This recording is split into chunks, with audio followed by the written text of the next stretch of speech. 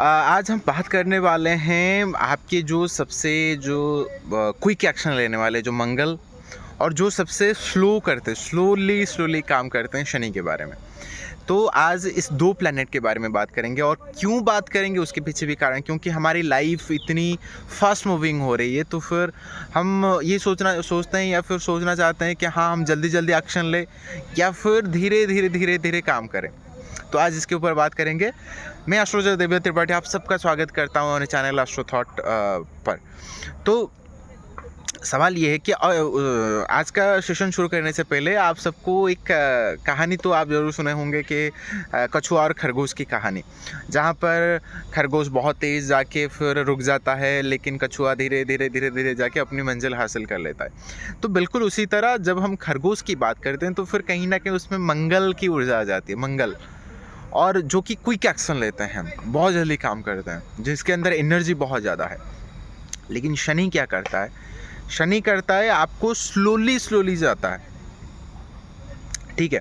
और कहीं ना कहीं देखोगे आपको अगर लाइफ में कोई भी काम डिले हो रहे हैं ना, तो उसके पीछे शनि का हाथ होता है। अगर आप लेजी कर रहे हो, आप प्रोक्रेस्टिनेशन कर रहे हो, तो इसके पीछे अगर कोई प्लैनेट जिम्मेदारी है तो फिर वो शनि की है।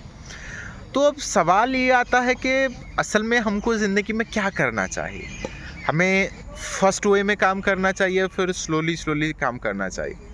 तो मैं ये सजेस्ट करूँगा आपको दोनों तरीके से काम करना चाहिए, लेकिन साथ ही साथ आपको देखना पड़ेगा कि आपकी कुंडली में कौन सा प्लैनेट और कौन सा हाउस ज़्यादा डिपेंड करता है आप जिस एस्पेक्ट में काम करना चाहते हो। सपोज़ कोई बिजनेस करना चाहते हैं तो फिर आप देखो अपने 7th हाउस को देखो, ठीक है, और साथ ही साथ आपके 10th हाउस को देखो, 7th हाउस को देखो, ठीक है।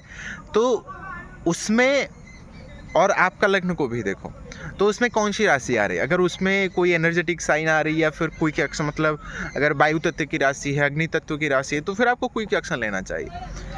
जैसे कि अगर आप वहाँ पे मेष राशि आ रही है तो फिर आपको क्विक एक्शन लेना बेहतर अच्छा रहेगा। अगर मिथुन राशि आ रही है तो फिर क्विक एक्शन लेना पड़ेगा, क्योंकि फास्ट मूविंग, मतलब अग्नि और वायु तत्व इस राशियाँ हैं ये सारी चीज़ें।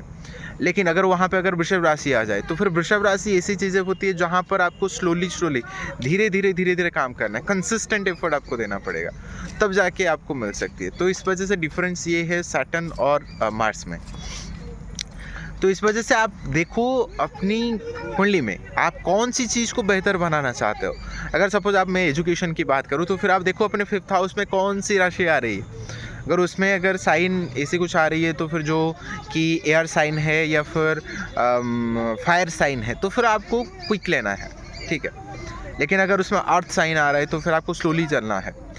लेकिन इसके अलावा और एक चीज़ होती है, अगर आपकी कुंडली में मंगल की ऊर्जा बहुत ज़्यादा है तो फिर देखोगे आपके नेचर में, आपकी टेंडेंसी में, आपकी सोच में कहीं ना कहीं क्विक वाली नेचर आ जाती है, सडन करना है, ठीक है।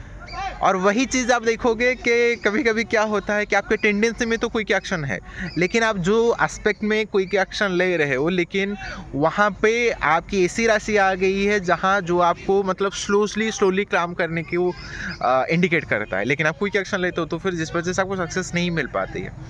तो फिर क्या होता है, जब आपकी टेंडेंसी और जिसके ऊपर काम कर रहे हो वो कैसा है, जब एक फ्रीक्वेंसी, एक रिदम अगर सही से बैठ जाए ना, तो फिर देखोगे धीरे धीरे वो चीज़ आपको आसानी से हासिल होती चली जाती है। लेकिन अगर आप इन जनरली अगर बात करोगे, अगर आप देखोगे तो फिर जो लोग मंगल से बहुत ज़्यादा इम्पैक्टफुल होते हैं, तो फिर देखोगे उनके एक्शन बहुत ज़्यादा क्विक होते हैं, उनको सारी चीज़ें सडन चाहिए होती है, उनको क्विक एक्शन लेना है, उनके अंदर एनर्जी बहुत ज़्यादा हाई होती है, ठीक है। और साथ ही साथ उनको गुस्सा भी उसी तरह से आता है, क्योंकि अगर काम अगर सही से, अगर ऐसी भी कुंडली मैंने देखा है जहाँ पर सपोज मान लो किसी की कुंडली में सपोज लग्न में मंगल बैठ गया है, ठीक है, और साथ ही साथ Shani 7th house, 11th house या फिर 4th हाउस में बैठ के लग्न को देख रहा है, तो फिर इंसान की सोच, टेंडेंसी ऐसी हो जाए कि मुझे जल्दी पाना है कोई भी चीज़ को। लेकिन शनि जैसे लग्न को देख रहा है तो फिर वो कोई भी चीज़ आसानी से आपको हासिल करने ही नहीं देगा, तो फिर लाइफ के सारे एस्पेक्ट आपके डिले हो जाएंगे। तो क्या होता है, तब आता है इंसान को गुस्सा, ये चीज़ें क्यों नहीं हो रही है। तो ये सारी चीज़ें कम्बिनेशन होती है। तो फिर देखो इसी वजह से ही हमें जो कहा जाता है ना कि सैटर्न जब मेष राशि में आती है तो फिर वो नीच का हो जाती है। ठीक है ना। शनि मार्स में नीच का मतलब मेष राशि में वो नीच का माना जाता है। क्यों माना जाता है? इस वजह से क्योंकि मेष राशि एक ऐसी राशि है जो जहाँ पर आपको क्विक एक्शन लेना है, ठीक है। लेकिन शनि एक ऐसा प्लैनेट है जो कहता है कि नहीं, आपको केयरफुली, आपको पेशेंसफुली चीज़ों को एनालिसिस करना है, डेप्थ एनालिसिस करके फिर आपको चीज़ों को हासिल करना है, या फिर मैच्योरिटी के साथ करना है। ऐसा नहीं कि आप जल्दबाजी में कुछ कर लो। तो इस वजह से कहीं ना कहीं वहाँ पे थोड़ा सा कन्फ्लिक्ट आ ही जाता है, ठीक है।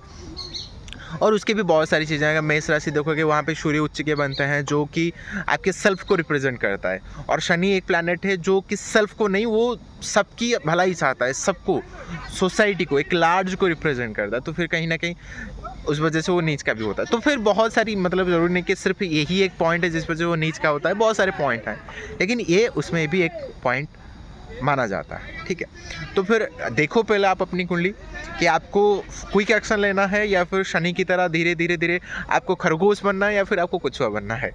तो देखो वो सारी चीज़ें आपकी कुंडली में। अगर मैं राशियों के हिसाब से अगर बात करूं, लेकिन देखो मेष राशि और वृश्चिक राशि दोनों मंगल की राशि है, लेकिन मेष राशि कहीं ना कहीं थोड़ा सा ज़्यादा इम्पैक्टफुल है, बहुत क्विक एक्शन लेना उसके अंदर टेंडेंसी आ जाती है। और वृश्चिक राशि में भी कहीं ना कहीं वो टेंडेंसी है, लेकिन उसके अंदर क्या है, थोड़ा सा रिसर्चनेस है, मतलब उसको थोड़ा सा रिसर्च करना है, थोड़ा ज्ञान लेना है, हासिल करना है, फिर वो कहीं ना कहीं कोई मतलब एक्शन उसी हिसाब से रहता है। ऐसा नहीं कि उनके अंदर वो टेंडेंसी नहीं होगी, क्विक एक्शन लेने की टेंडेंसी है, लेकिन कहीं ना कहीं उसके अंदर थोड़ा सा सोच विचार करना, थोड़ा सा रिसर्च करना, ये टेंडेंसी उनके अंदर कहीं ना कहीं आ जाती है अगर आपकी वृश्चिक राशि है। तो फिर उस वजह से थोड़ा सा आपको देखना पड़ेगा। अगर मैं राशियों के हिसाब से कहूँ तो फिर जितने सारे एयर साइन है, जितने सारे फायर साइन है, उनको क्विक एक्शन लेना है। जैसे कि अगर मेष राशि हो गया, मिथुन राशि हो गया, सिंह राशि हो गया, ठीक है, और तुला राशि है, ठीक है, कुंभ राशि है, कुंभ राशि भी एयर साइन का है, और साथ ही साथ आपके धनु राशि भी है, ठीक है। तो इनको क्विक एक्शन लेना चाहिए। तो अगर ये सारी चीज़ें आप करते हो तो फिर कहीं ना कहीं देखोगे आपको क्विक एक्शन से ही आपको सक्सेस बहुत जल्दी मिल जाएंगी। लेकिन अगर आपको केयरफुल रहना है, अगर आपकी वृषभ राशि है, आपकी मकर राशि है, और साथ ही साथ अगर आपकी कन्या राशि है, आपको धीरे धीरे स्लोली आपको काम करना है, कंसिस्टेंट वे में काम करना है, तो फिर देखोगे आपको सक्सेस मिल जाएगी, कोई टेंशन की बात है नहीं। तो फिर आप सबसे मुलाकात होगी अगले एक वीडियो में। तो कैसा लगा, अगर कुछ सवाल है तो फिर कमेंट करके ज़रूर बताइएगा, और आप सबसे मुलाकात होगी अगले एक वीडियो में।